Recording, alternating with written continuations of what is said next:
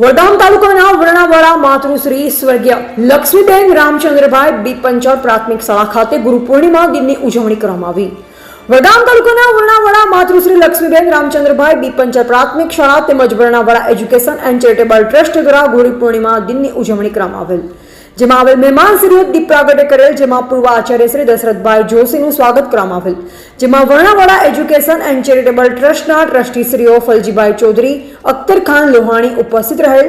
જેમાં ગુરુ પૂર્ણિમાના પાવન દિન નિમિત્તે માતૃશ્રી લક્ષ્મીબેન રામચંદ્રભાઈ બી પંચાલ પ્રાથમિક શાળાના વિદ્યાર્થીઓ દ્વારા શાળાના શિક્ષકશ્રીઓને કુમકુમ તિલક કરી આશીર્વાદ લીધા.